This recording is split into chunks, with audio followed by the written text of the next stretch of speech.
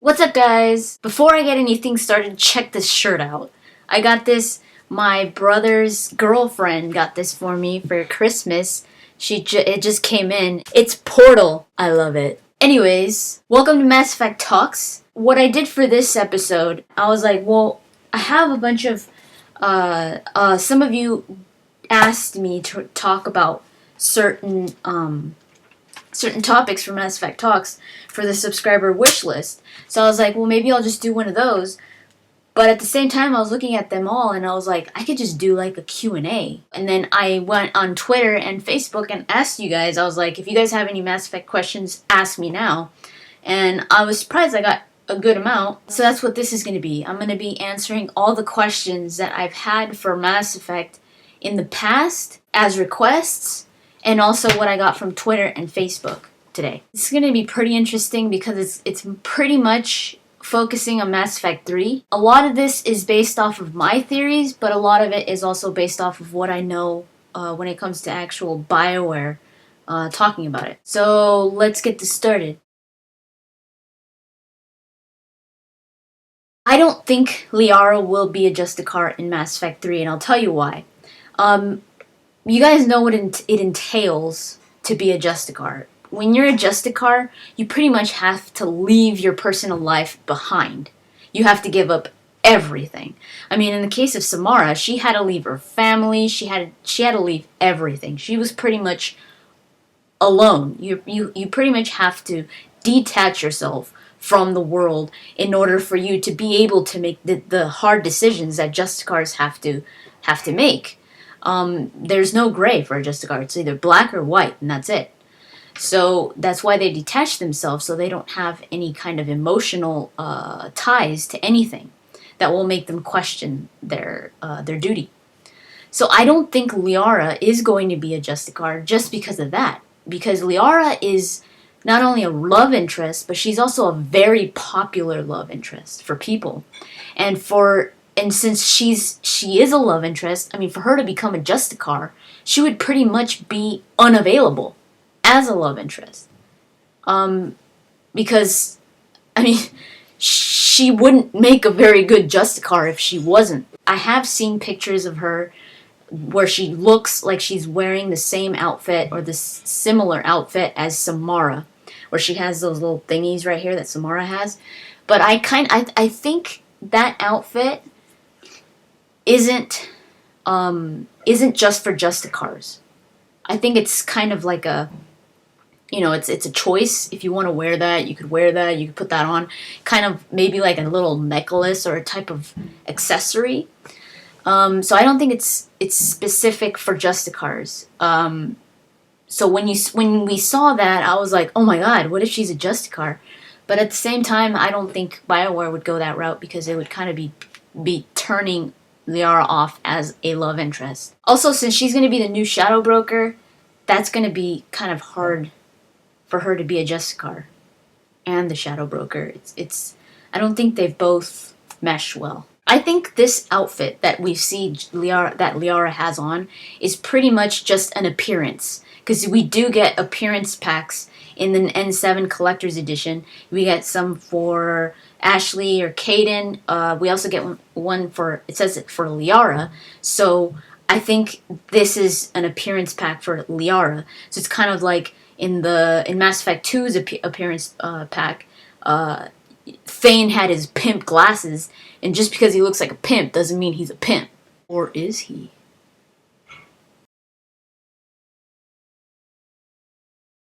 There is a lot of things in the N7 Collector's Edition. I already have it pre-ordered, and if you haven't gotten it pre-ordered, I would suggest you get it pre-ordered now if you really want this stuff, because they are going to run out.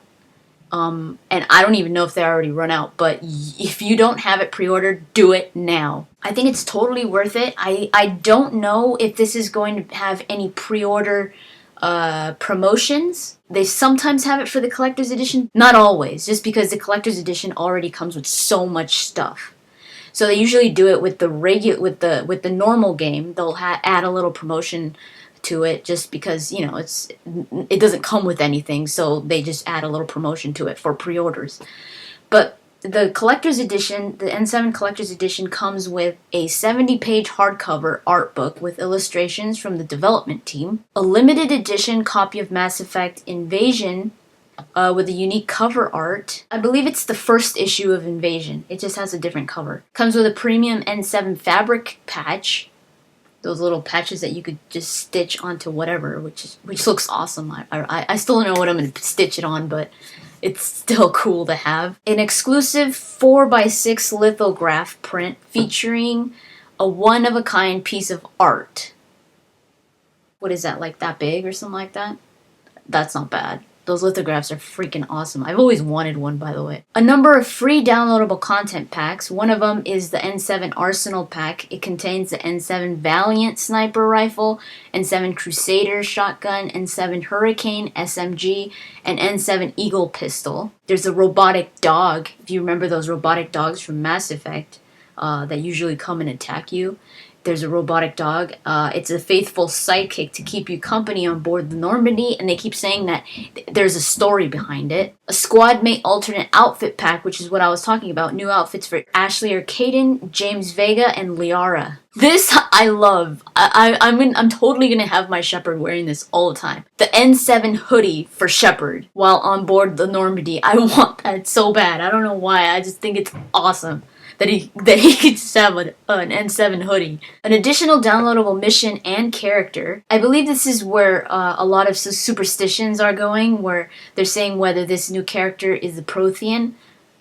I don't know. In the very, very early stages of this collector's edition, it did say that it was a Prothean, but then BioWare scratched that out, and they said that it's no longer there. Now, whether BioWare is just trying to keep this a secret, and they just, or a surprise, and they just got rid of it as soon as they could, I don't know. Or if they really did get rid of that idea, who knows?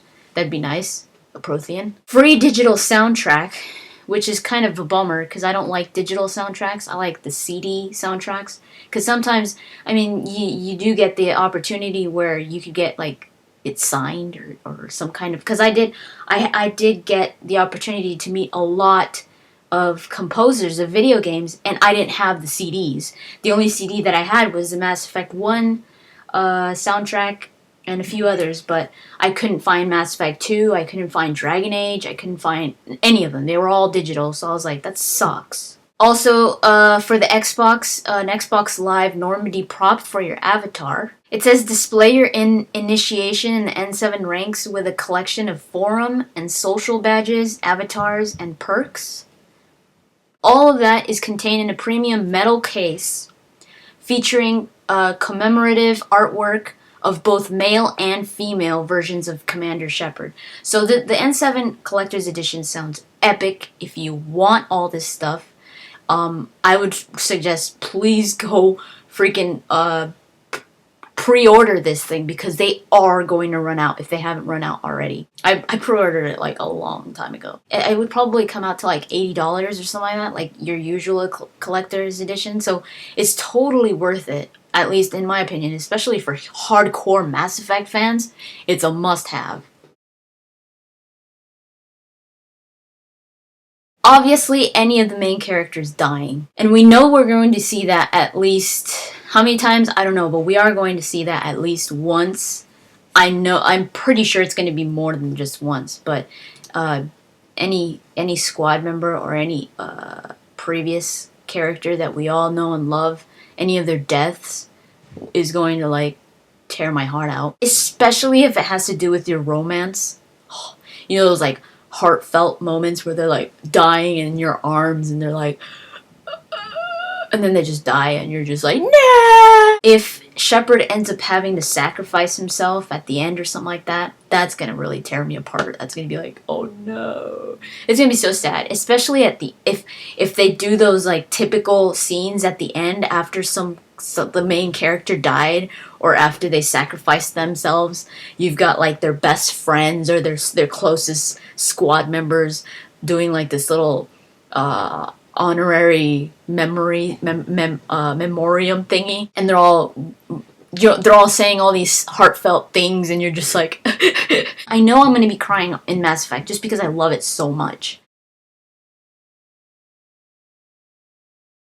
Yes, I will still do Mass Effect talks after Mass Effect 3 because Mass Effect isn't over after Mass Effect 3. Mass Effect still continues, so I still will have a lot to talk about. My favorite class of Mass Effect is Infiltrator. I love any class having to do or specifying themselves in sniping. Infiltrator is usually my way to go. If I could be a male, I would be Turian. If I was a female, I would not be Turian because Turian females look weird, and I don't want to look weird. Just being me as a female, I don't know. I would want. I love the Quarians, but it sucks to have so many problems because I have a lot of immune problems myself. So I wouldn't want to. If I could choose, I wouldn't choose to have immune problems, even worse immune problems in a different world, so I'd probably be an Asari. But I was thinking, if I were to be transformed into a Mass Effect race without me choosing, just all of a sudden a transformation, what I would end up being, I would totally be a Solarian. And I'll tell you why, because I'm very fidgety. I don't know if you've seen me in some videos. Some people have noticed me. I'd shake a lot. I don't know if you've noticed me, like I'll be shaking, and it's because I've got my leg is constantly just like moving. I can't be sitting down without doing anything. And my friends have told me, they're like, you're really fidgety. And yeah, I constantly have to be doing something. Like I can't sit still. And my mind is usually running like 100 miles per hour. Like I'm always thinking, and I'm always thinking really fast. I think way faster than I actually react. So sometimes that's why I stutter a lot. You guys don't really notice it in my videos, or at least I don't think you do. But it's because I cut it. I cut a lot of it out. It's because I think too fast. Like I think way too fast than what I actually say. And then I love to learn and I love to teach. I would totally just transfer into a Solarian like perfectly. This is explained in the Evolution comic, the comic about the Illusive Man during the First Contact War. He came in contact with a Reaper relic. And he touched it to save one of his friends because his friends went to it. And kind of like in Mass Effect 1, when Kaidan or Ashley go and touch the Prothean beacon, and then Shepard goes and pulls him out, and then Shepard gets all electrocuted. That's kind of what happened to the Illusive Man. His friend got hit, and he got hit by this energy, this blue energy. And shortly after that, the Illusive Man's eyes started to turn the way that he has them. So it was because of that Reaper relic. Now, whether he's done any advancements to it, like with the technology that he has and all that, I don't know. But that's where it all started, his eyes glowing blue. He was also able to understand the old languages, like from hieroglyphics. Now, whether these were Prothean or whether they're Reaper, he probably understands both. I don't know. But, and he could also, in that time, he could also hear the Reapers. Whether he could still hear the Reapers now, I don't know. But, yeah.